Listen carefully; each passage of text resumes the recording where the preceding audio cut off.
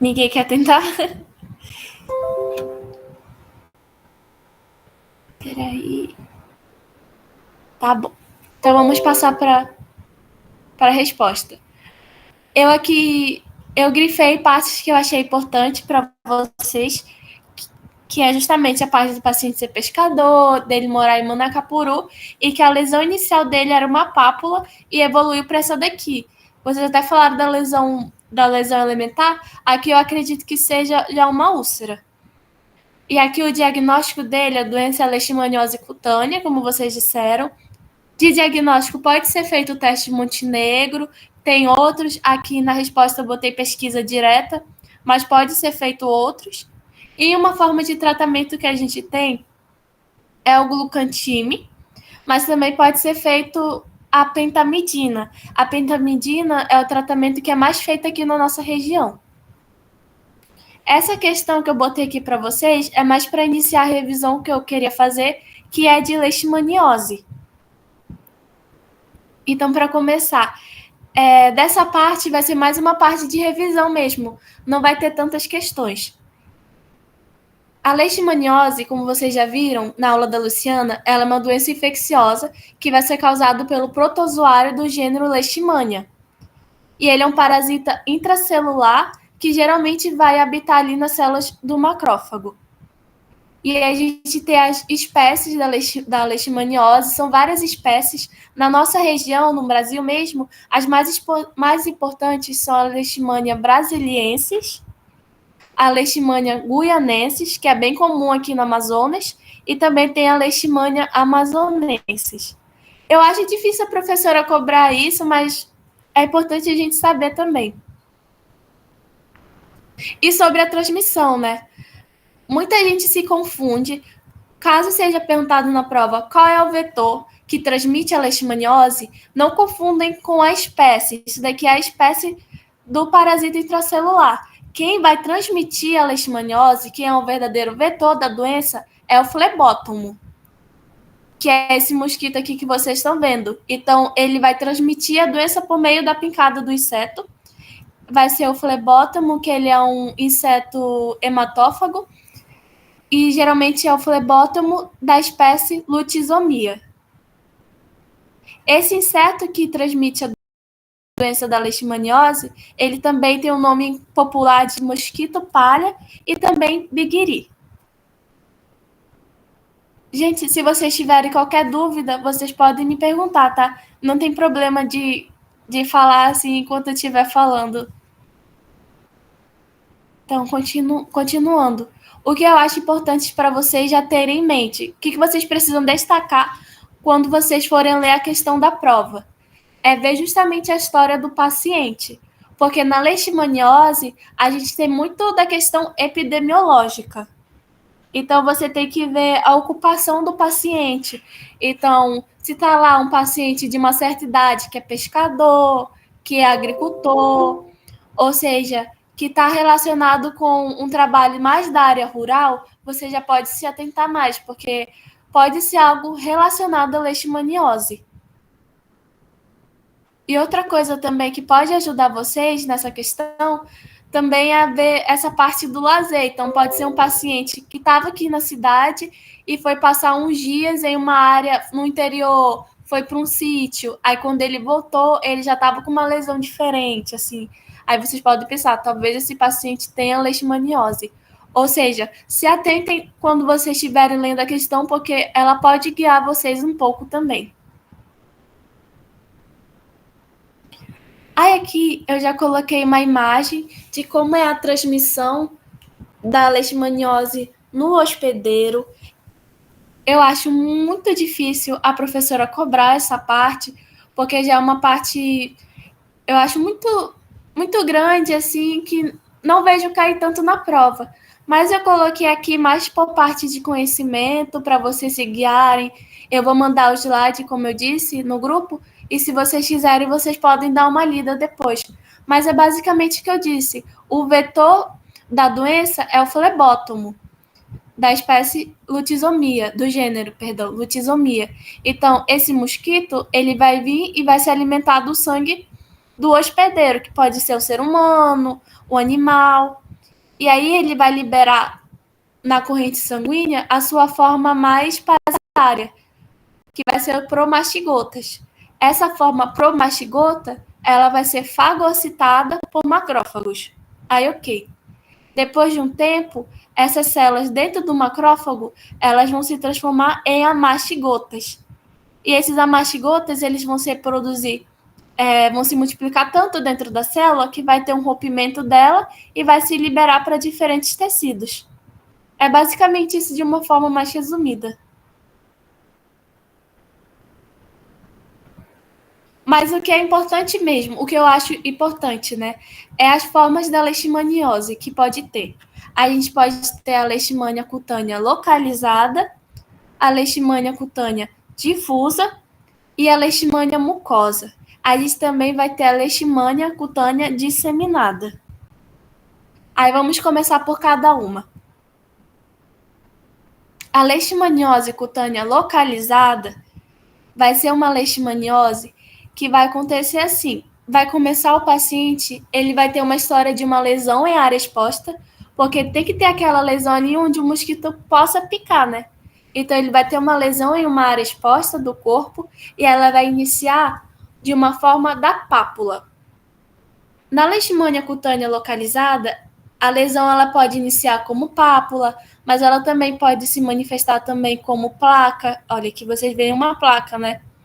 Como um nódulo também. Mas o que vai acontecer? Essa lesão, inicialmente, ela vai começar dessa forma, né? Mas geralmente como pápula, e ali vai ter uma inflamação contínua, vai estar inflamado. E com o tempo, ela vai evoluir para uma úlcera, que é como a gente vê aqui. Então, primeiramente, uma pessoa que tem leishmaniose cutânea localizada vai ter aquela lesão que vai começar com uma pápula, uma placa, mas ele vai ter uma inflamação tão contínua que essa lesão vai evoluir finalmente para uma úlcera. E essa úlcera que ela é bem característica da leishmaniose cutânea localizada. Quando vocês virem isso daqui, vocês podem realmente associar. Se cair nessa imagem, uma imagem parecida com essa na prova, e perguntar o diagnóstico, é leishmaniose cutânea localizada, porque é realmente a forma típica. E como é essa forma? A gente vai ver o quê? A úlcera, né, que já é a fase final. A gente vai ter uma úlcera com uma borda elevada, como vocês podem ver aqui, ó, eu estou circulando a borda elevada ou emoldurada. Além disso, ela pode ter um fundo eritematoso. Aqui na imagem a gente não consegue ver tão bem, mas pode ter ao redor da pele, pode estar avermelhada. Aí a borda elevada e essa úlcera, ela vai ter um fundo granuloso, que é justamente esse amarelinho dentro da lesão que vocês veem aqui. E isso daqui é bem característico de leishmaniose cutânea localizada. Outra coisa, só mais para finalizar, é não se confundam, porque a leishmaniose cutânea localizada não quer dizer que vai ser só uma lesão. Pode ser mais de uma lesão, só que ela vai ter essas características. Ela vai sempre acabar evoluindo para uma úlcera, vai sempre estar tendo aquela questão da inflamação. Tá tudo bem, gente? Eu tô falando muito rápido? Não, tá ótimo. Tá de boa. Tá bom. E aí, quais outras formas de leishmaniose que a gente tem? Além da leishmaniose cutânea localizada, a gente vai ter as outras formas, que é aqui a difusa e a disseminada. E aí, para ajudar vocês um pouco a diferenciar cada forma de si. Na leishmaniose cutânea difusa, a gente também vai ter várias lesões, pode ter várias lesões pelo corpo do paciente, só que o que vai diferenciar ela? Ela tem um início muito insidioso, então ela tem um início muito lento. Vai sempre começar com um paciente que tem uma história que ele tinha uma lesão, e aí essa lesão, ele tentou fazer o tratamento dela, ou seja, ele utilizou os medicamentos, mas a lesão não teve uma boa resposta. Então, aquela lesão que era única, apesar do tratamento, não teve uma boa resposta e ela vai se espalhando. Aí vai se espalhando por todo o corpo do paciente. E, além disso, a leishmaniose cutânea difusa, ela tem uma característica bem típica, que é uma característica predominantemente tuberoso. Ou seja, aqui nessa imagem vocês conseguem ver, parece vários tubérculos, né? Na cara do paciente, aqui, ó, onde eu estou circulando também, aqui na perna do paciente. Então, tem essa característica. E um outro diferencial dela é que as lesões da leishmaniose cutânea difusa, elas não vão ulcerar. Enquanto que na cutânea localizada a gente vai ter a fase da ulceração, na leishmaniose cutânea difusa, não. A gente vai ter várias lesões que vão ser mais de placa, de nódulo, mas são lesões que não ulceram. E que tem um início muito, muito lento. E se vocês pararem para ver, olha aqui, essa face infiltrada lembra até um pouco hanseníase, né? Então, a cutânea difusa, ela acaba até lembrando um pouco a hanseníase bichoviana. E a outra forma que a gente tem é a leishmaniose disseminada. Na leishmaniose disseminada, também vai estar mais pelo corpo do paciente, só que tem que ter 2 segmentos corpóreos. E, geralmente, a disseminada, ela vai afetar principalmente o tronco do paciente, como vocês veem aqui, ou o tronco do paciente, ou a face do paciente. E a leishmaniose cutânea disseminada, ela também tem um diferencial muito importante, porque ela vai lembrar muito a acne. Eu não sei se vocês lembram da aula de acne, mas esse daqui parece até um caso mais grave de acne. Então, predominantemente, as lesões da disseminada vai ser pápulas que lembram muito lesões acneiformes e que vão afetar 2 segmentos do corpo.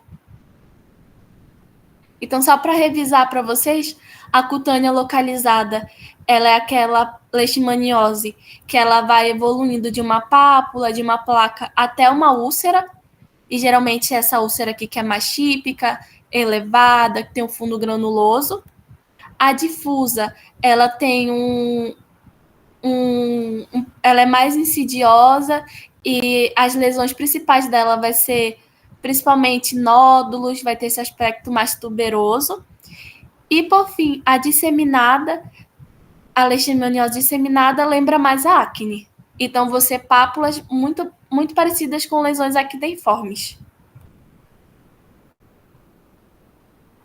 E, por fim, dessa parte de tipos de leishmaniose, a gente vai ter a leishmaniose mucosa, que ela justamente vai afetar a parte mucosa do paciente, né? Até na aula da professora Luciana, ela falou da coinfecção do HIV com a leishmaniose. Como o paciente com HIV ele já é imunossuprimido, muitas vezes ele acaba pegando a leishmaniose de pior prognóstico, que é justamente a leishmaniose mucosa.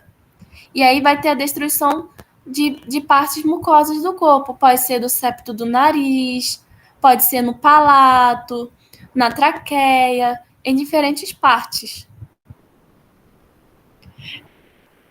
E aqui a gente tem a cicatriz, que a gente chama da cicatriz da leishmaniose.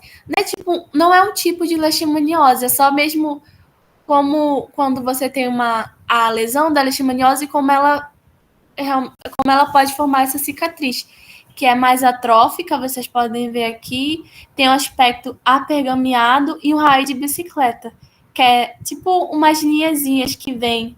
Não sei se vocês conseguem ver também. Alguma dúvida aqui, gente, dos tipos de leishmaniose? Não, acho que pode continuar. Tá bom. E aí, outra coisa que eu acho muito importante para vocês é lembrar dessa sigla, que é a PLECT. Porque caso caia uma questão de leishmaniose e a questão perguntar cite diagnósticos diferenciais, se você souber essa sigla PLECT, você já vai ter várias respostas para dar. Porque geralmente a sigla PLECT, como a professora falou, são doenças que elas cursam com lesões que são muito semelhantes. E aí vai ser composto por P da paracoccidioidomicose, o L da própria leishmaniose, né? o E é da esporotricose, o 4 é a cromomicose, o C é da cromomicose, e por fim, o T é da tuberculose cutânea. Então, essa sigla pode ajudar bastante vocês caso perguntam diagnósticos diferenciais da leishmaniose. E como diagnosticar, né? A gente tem a pesquisa direta, tem a cultura, a histopatologia, a sorologia, a própria clínica do paciente já ajuda a dar o diagnóstico. E também tem o teste de Montenegro, que foi até um de vocês falaram sobre ele, que ele é um teste de hipersensibilidade tardia. Então, geralmente vão inocular no paciente o antígeno, né, da leishmaniose e vão ver como é que vai se formar essa lesão. Se for uma lesão maior que tanto milímetros, o teste vai ser positivo. Mas cuidado também, porque o teste do Montenegro, ele pode dar falso negativo. Então, ele não é mais tão utilizado assim para dar diagnóstico, por causa desse risco que ele tem. Por exemplo, uma pesquisa direta é melhor do que um teste de Montenegro, mas também é um tipo de diagnóstico. E já para ir finalizando essa parte de leishmaniose, o tratamento. A professora ela colocou isso nos slides. Eu não sei se ela pode cobrar ou não. Eu tentei pesquisar nas provas antigas se ela cobrava, mas eu não encontrei muita questão. Mas só para ficar de conhecimento também. O tratamento da leishmaniose é com antimoniás pentavalente. E o tratamento de primeira linha é o glucantime. E aqui eu coloquei a posologia, mas não sei se vocês precisam decorar ou não, mas eu acredito que já saber o nome do medicamento ajuda bastante. Então, você pode tratar a leishmaniose com esse medicamento, que é o de primeira linha, que é o glucantime, mas você também pode usar a futericina B, que a professora citou na aula, ou a pentamidina, que está aqui. E o critério de cura. Na forma cutânea, o paciente, como você vai saber que aquele paciente já tá realmente curado daquela doença? Quando tiver a regressão, né, das lesões, então já vai tá repitelizada, a úlcera e tal, e isso vai acontecer, essa repitelização total dessas lesões, até 3 meses do término do tratamento. Então, o paciente fez o tratamento certinho, você espera 3 meses, faz a avaliação dele e verifica se já está tudo repitelizado. E na forma mucosa, como ela é uma forma mais grave, você tem que ver se já teve a melhora do paciente até 6 meses após o tratamento.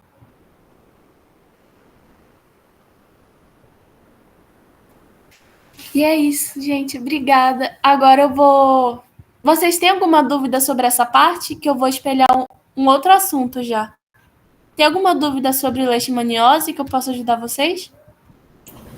Pode voltar lá no Plect, por favor? Peraí, só deixa eu achar. Aqui.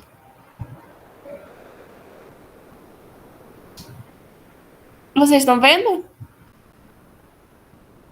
Sim.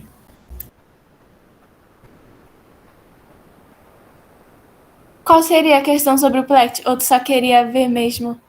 Ah, não, era só o T que eu não lembrava mesmo. Tuberculose. Ah, tá, tudo bem. Mas, assim, leishmaniose tegumentar é diagnóstico diferencial para a própria leishmaniose? Não, é porque eu acho que eu não expliquei também. É porque o Plect, eles são doenças que têm lesões semelhantes. Então, eles são diagnósticos, podem ser diagnósticos diferenciais um do outro, entendeu? Porque são lesões que são lesões ulceradas, às vezes, que são semelhantes. Então, por exemplo, quando um paciente com paracocidiodomicose, um diagnóstico diferencial que pode ser feito é da leishmaniose. Tá bom, agora sim. Conseguiu entender mesmo? Sim, beleza. Ah, tá. Mais alguém, gente?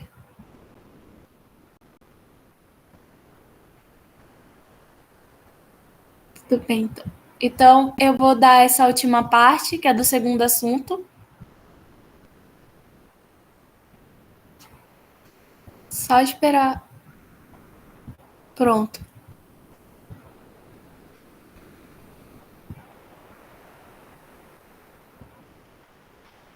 Primeiro a gente viu leishmaniose e agora a gente vai ver outro tema. Mas antes de eu falar para vocês qual é esse outro tema, eu queria que você respondesse essa questão aqui. Primeiro, alguém consegue descrever essa lesão da foto? Mas ainda tá aparecendo o Plect aqui pra mim. Ah, tá bom, peraí. Obrigada, acho que eu não tinha botado direito.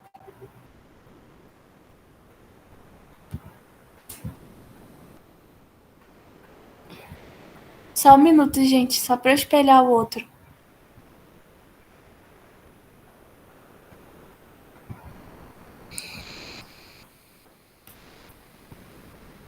Tá certo.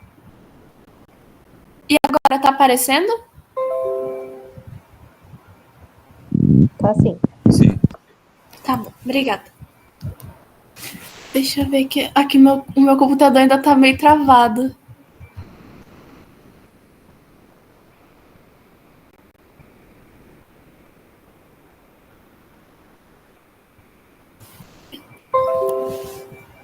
Deixa eu ver aqui.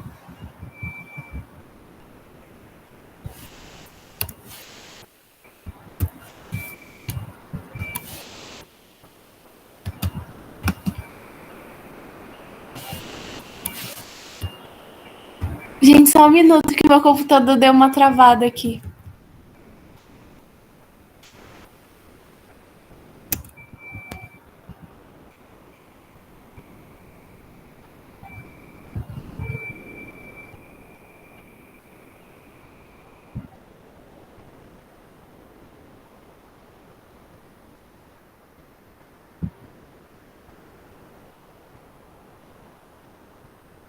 Meu Deus.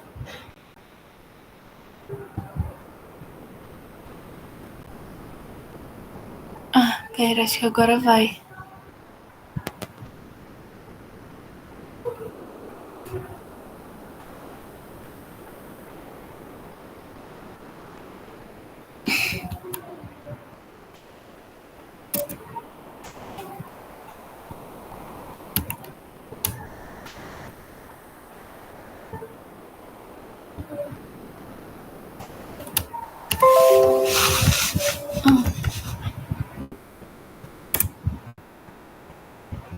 Só um minuto, gente. Tô tentando ajeitar.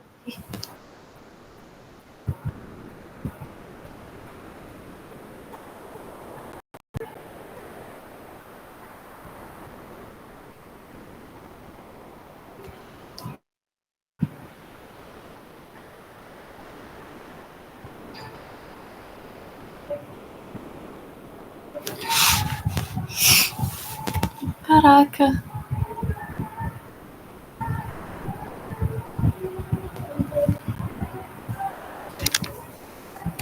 Meu Deus.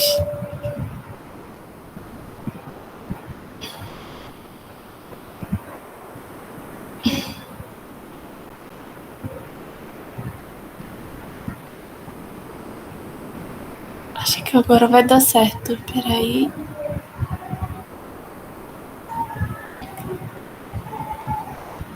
Tá. Então, gente, antes da gente entrar no outro assunto, eu queria que vocês respondessem para mim. Alguém consegue descrever essa lesão aqui?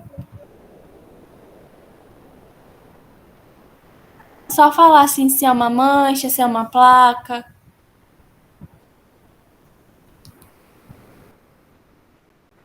Uhum. E qual é a outra característica dela, assim, que dá pra ver?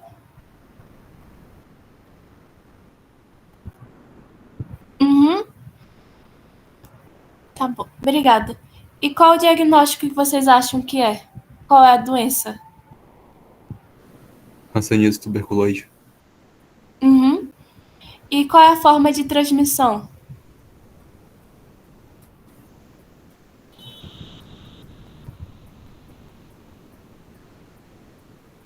É Alguém vai? pelas, é pelas vias aéreas. É isso mesmo, obrigada. Então, gente, essa primeira questão. Isso aqui. Como vocês poderiam descrever essa lesão? Como foi dito, né? Uma placa, ter essa borda mais elevada também. Não se esquecer da cor da placa, né? Tá bem eritematosa, então uma placa eritematosa, rosada, que provavelmente vai ter uma consistência endurecida. E o diagnóstico é realmente a hanseníase tuberculoide. E a forma de transmissão da hanseníase, como vocês sabem, é por meio respiratório, principalmente pela inalação de gotículas contendo o agente causador, que é o Mycobacterium leprae. Ok? Então, o segundo assunto que eu vou dar para vocês vai ser sobre hanseníase. E aí, para explicar um pouco as formas que a gente vai ter da hanseníase. Antes da gente entrar nisso daqui específico, a professora Luciana, ela gosta bastante da parte de imunologia da hanseníase. Então, como vocês provavelmente já viram, na hanseníase, o nosso corpo ele pode reagir de duas formas, que são duas respostas imunológicas, que vai ser a resposta TH1 ou a resposta TH2. A resposta TH1 ela é uma resposta bem mais efetiva. Então, geralmente, o paciente que é infectado e tem essa resposta TH1, ele vai apresentar poucas lesões. Então, geralmente, vai ser palse bacilar. E palse bacilar representa o paciente com resposta TH1 e que tem menos de 5 lesões. Quando o paciente já tem uma resposta TH2, que ela é menos efetiva, ele vai ser representado como multibacilar. E aí você pode ter várias lesões. O paciente pode ter mais de 5 lesões, assim, para cima. Só para dar um pouco de um resumo para vocês dessa parte. E aí, começando dos tipos da hanseníase. A gente pode ter a hanseníase indeterminada. Na hanseníase indeterminada, ela é uma forma paucibacilar, então são poucas lesões. Geralmente o paciente vai ter menos de 5 lesões. E na indeterminada, é realmente algo indeterminado, porque você não consegue ter muito sobre a hanseníase ainda. Ela vai se caracterizar por manchas, são manchas hipocrômicas, de bordas mal definidas. Aqui a gente consegue ver na foto que tem uma mancha realmente hipocrômica, a gente não consegue definir muito bem a borda dessa lesão. O paciente pode vir sem queixas, mas ele também pode apresentar inicialmente a perda da sensibilidade térmica. Então, o paciente que veio com uma mancha... Paucibacilar indeterminada? Oi? É paucibacilar indeterminada? Sim. Ah, tá bom, obrigado. Paucibacilar, que é menos de 5 lesões. E aí esse paciente vai vir com essa lesão, ele pode não ter nenhuma queixa, ou ele pode apresentar inicialmente perda de sensibilidade térmica, ou naquela região onde tem lesão, pode diminuir a sudorese e você pode verificar que está sem ausência de pelos ali. Então, a hanseníase determinada é assim.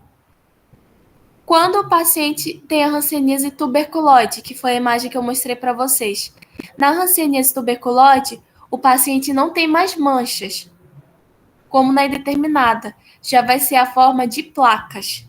Então, o paciente vai apresentar ali placas que vão ser eritematosas, né, vermelhinho ou rosadas, né, e elas vão ter uma consistência endurecida. Aqui vocês podem ver no nariz do paciente que a gente vê que é uma placa, tá um pouco mais rosinha. E na hanseníase tuberculoide, você já tem mais informações, porque você já tem a destruição de mais nervos. Então, o paciente, além da perda da sensibilidade térmica, ele já vai ter perda de sensibilidade importante. Então, ele pode ter perda da sensibilidade tátil e dolorosa. Essa seria a hanseníase tuberculoide.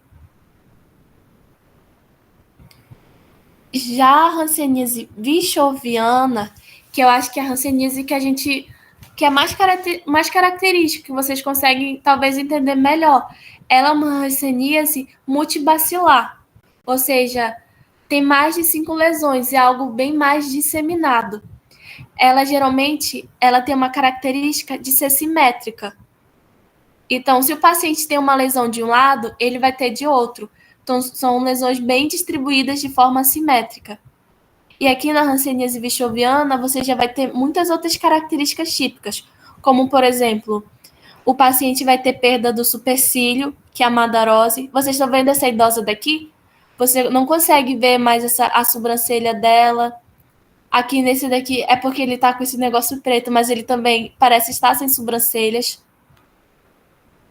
Também pode ter perda dos demais pelos do corpo. Você vai ter a face leonina, que é uma face bem característica da hanseníase vichoviana. Aqui nessa idosa dá para a gente verificar melhor essa face leonina. E além disso, o corpo do paciente vai ficar infiltrado. E o que seria essa infiltração? Acaba que a pele ela fica mais puxada. Então, muitas vezes você pega um paciente que às vezes ele já é idoso, mas como ele tem hanseníase vichoviana, a pele dele acaba ficando infiltrada, então fica mais puxada. E às vezes ele até parece mais novo do que ele é. Além disso, as primeiras manifestações começam sempre pela orelha. Então, verifique a orelha do paciente, porque ela vai ser uma das primeiras partes a se infiltrar, a ficar infiltrada, sabe? A ficar mais puxadinha a pele daquela região. Então, a gente tem esses 3 tipos de hanseníase. E além dessas, a gente tem as formas borderline. Essas formas borderline são bem semelhantes às que eu falei anteriormente para vocês. Só que o que vai diferenciar? Por exemplo, na borderline tuberculoide. Como ela é a forma borderline tuberculoide, a gente vai ter características, lesões que são semelhantes a lesões da hanseníase tuberculoide. Então, vai ter placas, placas. Aqui no rosto do paciente você consegue ver que ele tem placas eritematosas. Aqui nessa parte da região. Só que, por ser borderline, você não vai ter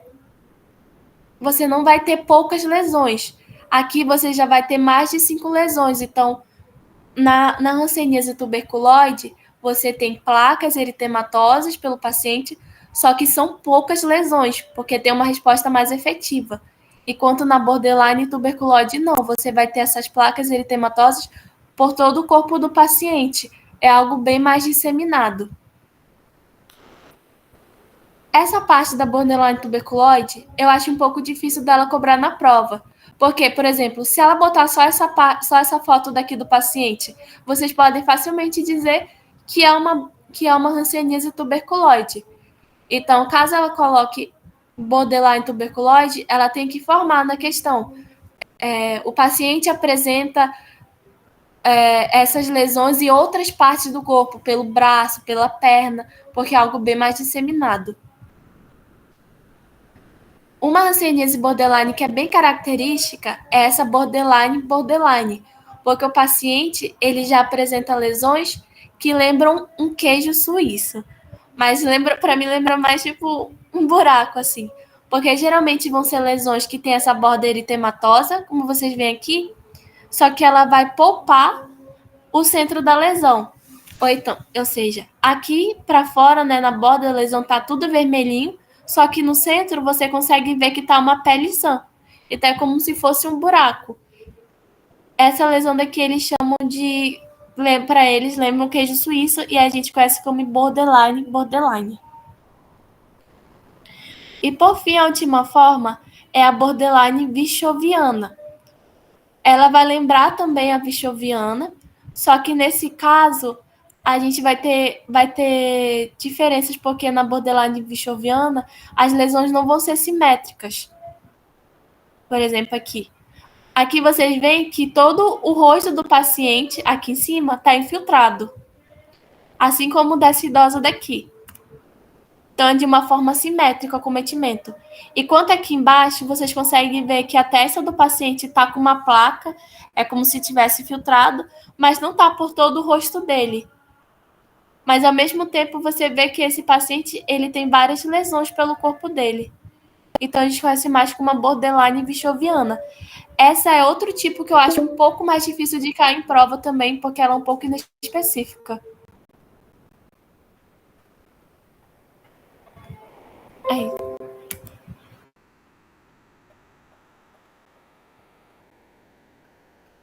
Posso sim. Peraí. A borderline, eu acho ela bem característica, porque ela vai ter essa lesão que a borda dela vai ser vermelha, como vocês veem aqui, e o centro dela vai estar polpado, ou seja, no centro você consegue ver que tem pele sã, ou seja, que a gente vê a pele mesmo do paciente no centro da lesão, mas a borda dela toda vermelhinha. Aí parece que tá meio que como se fosse um buraco, ou também conhecido como queijo suíço. As lesões borderline sempre vão ser assim. Vai ter essa borda eritematosa com o centro polpado, ou seja, o centro tem a pele sã. Conseguiu entender? Tu achou ela parecida com tuberculose? Peraí, para ver. Você diz essa daqui, né? Mas se você parar para pensar, aqui nessa segunda foto, realmente eu acho que parecida mais. Mas aqui dentro da lesão tá mais roseado. Você consegue ver isso? Então, na borderline mesmo, na borderline, o centro da lesão ele tá polpado. Então, não estaria roseado, estaria da cor que é da paciente. E geralmente, na borderline, você vê que são várias lesões. Não vai ser só uma ou duas. Você várias lesões espalhadas pelo corpo do paciente. Como você vê aqui.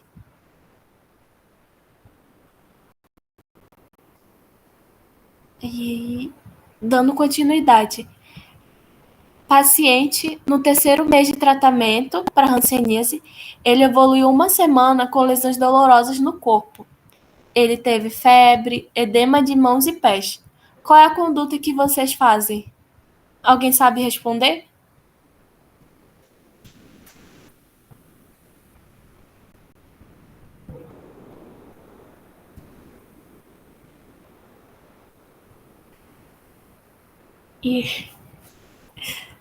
Ninguém?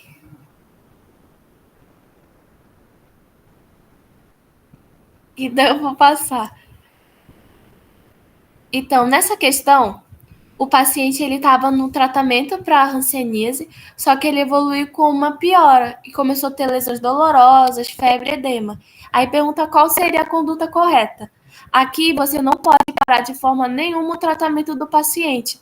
Então ele continua fazendo a poliquimioterapia, que é o tratamento para a hanseníase, e você começa outro medicamento para melhorar essa parte dos sintomas sistêmicos dele, que é a talidomida. Mas eu vou explicar melhor para vocês aqui. A professora, ela cobrou uma questão parecida com essa na turma passada, e eu também já vi ela cobrar isso em outras provas. Então, acho importante vocês, quando tiverem tempo, dar uma lida nisso, que é a reação que está relacionada da hanseníase, que é a reação tipo 1 e reação tipo 2. E o que é isso? Primeiro, essas reações, elas ocorrem no paciente com hanseníase porque é uma forma do nosso corpo estar combatendo o bacilo da hanseníase. E tem uma hora que o nosso corpo ele combate de forma tão forte aquele bacilo que acaba causando uma reação de hipersensibilidade. Mas o que é importante vocês saberem? Essas reações não têm nada a ver com o tratamento da hanseníase. Então, um paciente com hanseníase pode ter uma dessas duas reações antes do tratamento, durante o tratamento e até mesmo depois do tratamento da hanseníase, mas não tem nada a ver com o tratamento. Então, qualquer questão que caia, que você veja que o paciente está tendo alguma reação, você sempre tem que continuar com o tratamento da hanseníase. Então, sempre manter a poliquimioterapia. E aí, abordando um pouco dessas reações. O que vai diferenciar uma da outra?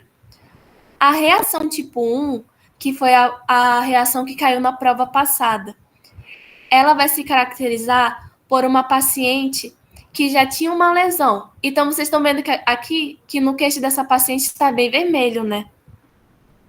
O que foi essa reação tipo 1 aqui? Essa paciente, ela já tinha uma lesão de hanseníase no queixo. Ok, ela tinha ali, vamos dizer que ela tinha ali uma placa no queixo, tudo bem, era a lesão da hanseníase. Ela começou o tratamento e teve uma piora. O que aconteceu? Na reação do tipo 1, a lesão que já existia antes, ela tem uma piora do nada. Então, se antes a lesão tinha uma lesão ali, mas estava tudo bem, ela começa a ficar mais vermelha, começa a ficar mais sensível, ela tem esse aspecto bem de inflamação. Se você olha essa paciente, você vê que tem uma inflamação. Então, antes tinha uma lesão que estava até normal, só que essa lesão teve uma piora abrupta. Começou a ficar mais eritematosa, começou a ter uma sensibilidade maior. Isso caracteriza a reação do tipo 1. E na reação do tipo 1, o paciente geralmente não vai ter sintomas sistêmicos.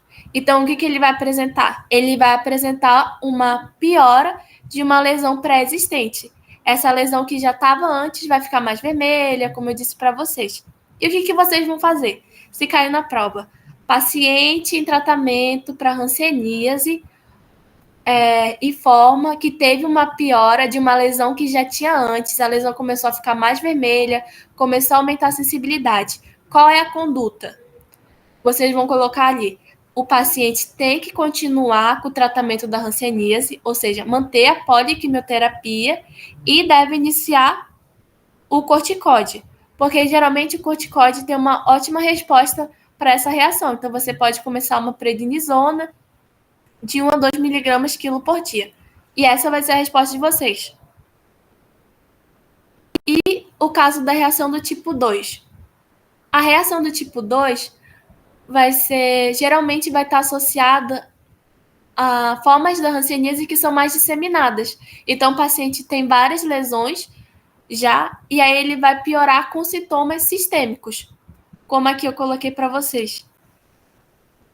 Esse paciente aqui, vocês veem que ele tem várias lesões já, e além disso, ele teve muitos sintomas sistêmicos.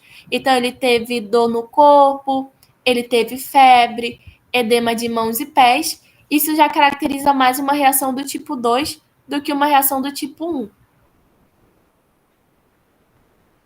E o que a gente faz se for uma reação do tipo 2?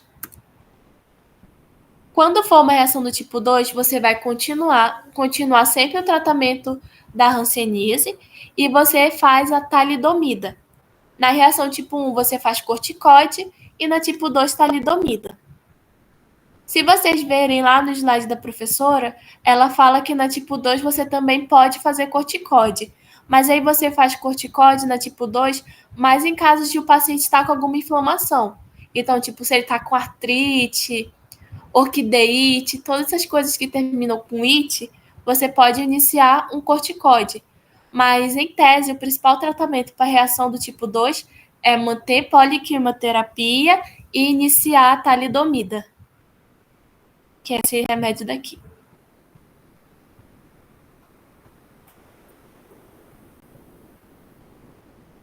E finalizando, eu só coloquei aqui o esquema terapêutico da hanseníase, que é a poliquimioterapia, que vai ser formado pela rifampicina, a dapsona e a clofazimina. Geralmente o tratamento para hanseníase é de 6 meses. E aqui do lado eu coloquei aquele negócio que eu falei para vocês poderem dar uma olhada, que é a questão do paucibacilar e multibacilar. E é isso, gente. Vocês têm alguma dúvida sobre hanseníase? Esse esquema aí, rifampicina, dapsona, clofazimina, é uma terapia tripla ou escolhe um? É uma terapia tripla. O paciente tem que tomar os 3 medicamentos. Por isso que a gente chama de poliquimioterapia, porque é mais de um medicamento, são esses 3.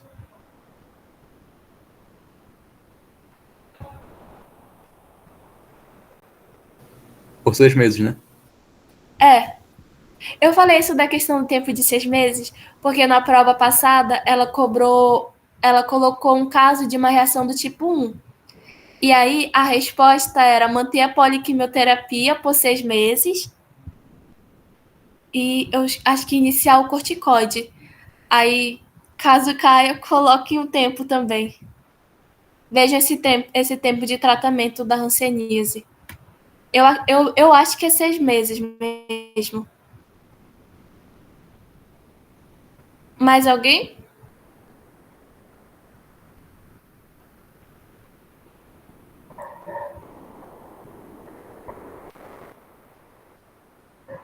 Então, eu vou parar aqui a partir